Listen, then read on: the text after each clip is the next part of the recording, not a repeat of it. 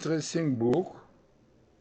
It was written a while ago by me, Matityahu Glazerson, Philistines and Palestinians in Torah Course. And the contents, about 200 pages, is about the ideological conflict between Israel, the Philistines, and the past and today. Almost 200 pages, bringing you from the time of Abraham, when the Philistine blocked his wells and so on, through the Bible, book of Judges and Joshua, when the Philistine burned the field of Jews, and so on. Very important ideas brought in Kabbalah, in the Zohar, and quite important books which a lot speak about it and bring light really to what is going today. One should know all these problems with the Philistines, which are killing and ruling, chopping heads and burning, as this was even recommended to do by the officer. But this is frightening situation, and the roots of it much, much deeper, not political, not this. So in this book, I try to collect from all the sources, Kabbalah, Midrash, Talmud, about this conflict that will carry on up till Messiah time. Also, the purpose of it also to bring Jews to repent, like Ishmael. Now today, physically, definitely the Palestinians, difficult to show the clear connection, but Kabbalists said, the Radak, different rabbis say that even physically, you cannot say he's descended, direct descended, but the fact that they are attracted to the cities of the past, which were the main cities like Gaza, Ashkelon, and so on, shows that deep in their spirit and their soul they are still connected, and therefore what they are doing in this light of the Kabbalah and so on, which unfortunately, this is what look like Jews are missing. They think these are problems can be solved with weapons, with power, okay, with strength, but the root of it can be solved only by keeping the Torah.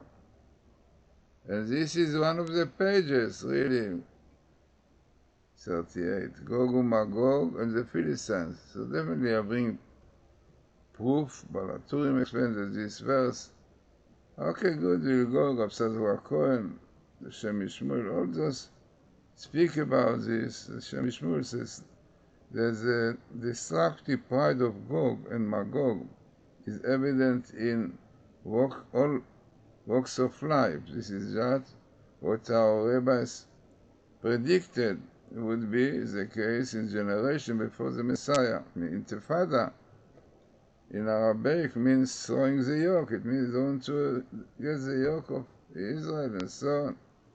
It goes even more. It goes even to what is going in families, children against their parents. All this really, everything in Israel, one party wants to throw away the other one. All have to do this is the spirit of Gog and Magog.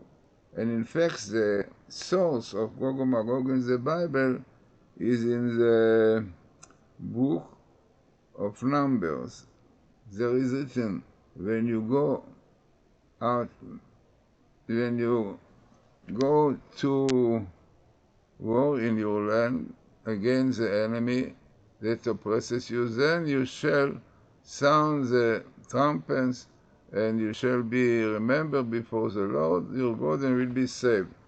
Very famous verse in Numbers, portion Ba'alotcha, and this is really the place for where the Rambam takes that Jews should repent, should shout and cry and fast, all of this, when they have this kind of war. And in fact, the Rambam says that this is a place that we have to repent in time of troubles. Now, you can see down that Yaakov ben Asher, this is the Balaturim. So the Balaturim, definitely a long time ago, if you understand so, explains that this verse is referring to the war of King Gog of Magog against Israel when will occur at the beginning of the Messianic age. Gog and Magog, both evil king and evil land, draw their power from the negative influence of arrogance. Rav Tzadok HaKohen finds this trait implied in their name, the letter Gimel. So conscious in Gog, Gog and Magog. Magog is the initial of Gava, of pride, connecting pride. I mean, this, as we said, the will to rule, to reign, but it's much more. I mean, the book I brought many more about it. And in fact, there is a Medrash, a Sifri, which says clearly that these verses about the going to war and blowing the trumpet and being saved by God reverse to Gog and Magog, clearly. So it means the Sifri, one very old book, definitely, the Talmud. So no doubt that what we have today, unfortunately, this is very likely Gog and Magog.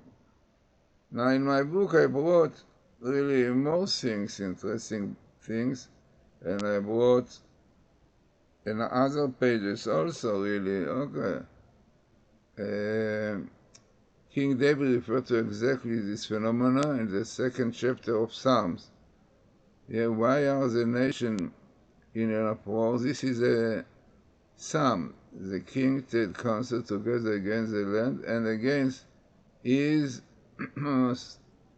one thing, let us break their bonds and cast away their cords from us. So this is a second chapter in Psalm, which according to rabbis refers to the war of Gog and Magog. The Medrash teaches us that cause is refers to steps of feeling, frightening, which are fundamental. Definitely this speak about Gog and Magog among Jews, unfortunately. Those people who don't want to keep Judaism, which are fundamental expression of our acceptance of God, sovereignty over, and constitute a symbol of Jewish service. According to the Ver Moshe, the verse question tells of how the Palestinians will lead the against the kingdom of heaven in the times of the footfalls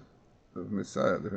But there is no real contradiction. These two opinions for the evil arms operating by Gog and Gog at the time is the same. Yes, we said. What we have in, unfortunately, that in Israel, the leftists who don't want to accept the rule of Torah of God, yeah.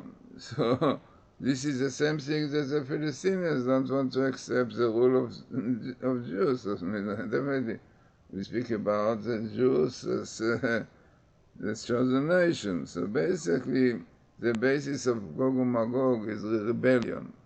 And you will see a lot about it, yeah? A lot of this, and explain what is going today, really. The book of 200 pages, and really was translated by, I think, one of the best translators of Feldam. This is what I was told. His name is, I have in my book, his name is Yaakov Lavon, yeah? With assistance of Phil Fendel. So this was an interpretive rendition of the English. So, as I said, I think very important book. And there are some quotes there, but the main contents of the book is, as I mentioned, a little bit of it. But it's very important because all this have their sources and give us real deep and wide insight about the situation that we have today. Really, the real meaning of the war between the Philistines and the Palestinians. And we say that basically spiritual are the same because, as you can see, how they attracted to Gaza, even to Ashkelon, but mainly to Gaza. Gaza was the whole story with Samson, you know. This was the main city, right? So I think it's a very important book. And you have there some interesting quotes that we did with Professor Ralik and other. See, like Philistines and Hamas appears here. You can see Philistines and Hamas. I clearly told you the connection, which we see today, yeah. Then we have Hamas and Iran, you know that. So today what was going on and who was pushing Iran, who was pushing Hamas to do these terrible things. And here you have the place, in each table, what is a book. The book is Genesis, the first book you had. Chapter is 16, and the verses are 3, 4, 5. In 3 verses, the Torah tells you that Iran and Hamas, these cruel people, these barbarian people, the wild beasts, will fight against you. And the background we have in our book. Also very interesting, which comes here, Ismail Haniyeh, you know where Ismail Haniyeh is, head of Hamas in Gaza, comes here Ismail Haniyeh in Gaza. So, very interesting and important book. I think it's worth reading it. It came in Russian also.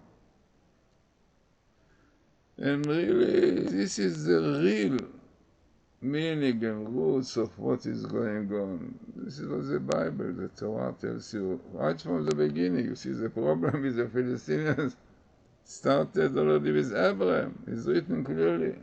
The Palestinians blocked his wells, and Isaac opened it, and then they did it again. It was all fighting. This, which I brought in my book, that according to Kabbalah, all these are indication to the future conflict between Jews and the Palestinians. All what is happened in the past, especially with Abraham, Isaac, and Jacob, have clear hints to what is going today. So it's very important and worthwhile reading this book. It will give you a real outlook to life.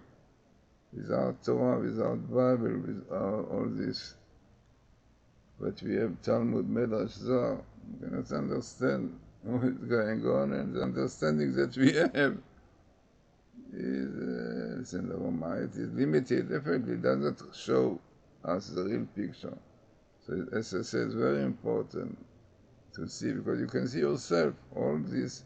We have the sources, the Medrash, to everything is, and I said, the English translating is told me is one of the best translators. So, worthwhile getting this book, and you can get it in my site, Glazerson.com, or GlazersonBook.com, or I hope that maybe in Judaica books, still you should have it. If not, so you can contact this GlazersonBooks.com or Glazerson.com, and it will send to you. It will cost. We try to make the price not so high, but we think it's a very important book, because it will really give you such important insight into all this ideological conflict between Israel and the Palestinians in the past and today.